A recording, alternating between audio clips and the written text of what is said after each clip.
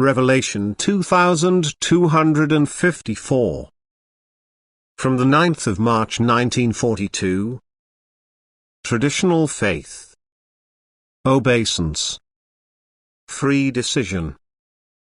A clear judgment of what is truth and what is error will only be possible for the person who has the firm will to stand in the right knowledge.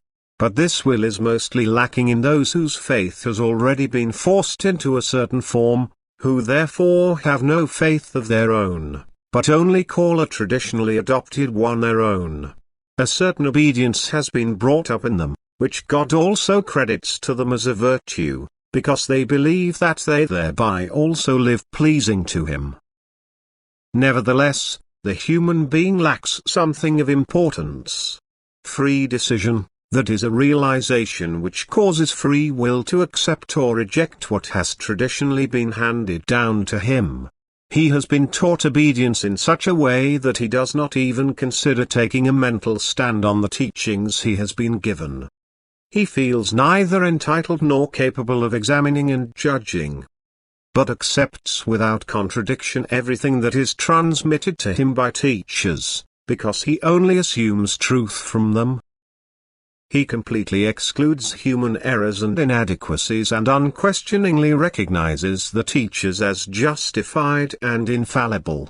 Nor does he himself apply the gifts with which God has endowed him, the intellect and power of judgment, which are the prerogative of man over the animal and should therefore also be used accordingly.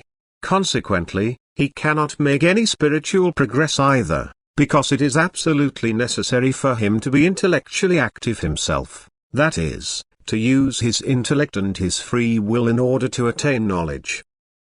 But he is prevented from doing so, or he allows himself to be prevented by existing religious teachings which make the use of intellect or free will unnecessary. Thus they are to be accepted without thought, but this can never result in a living faith. This is a state of affairs which impedes spiritual higher development, for such teachings are not suitable to kindle love for God, thus to bring about an approach to God. Every thinking person will feel it to be spiritual freedom if he is able to deal with his thoughts himself, if he is not forced to live into other people's thoughts.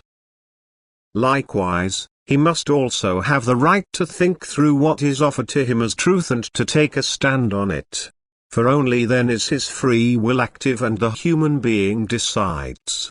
Before that, however, one cannot speak of one's own decision, and this is a shortcoming which extremely impairs the soul's higher development, which is why the bearers of truth and light-giving beings tirelessly fight against it. Amen.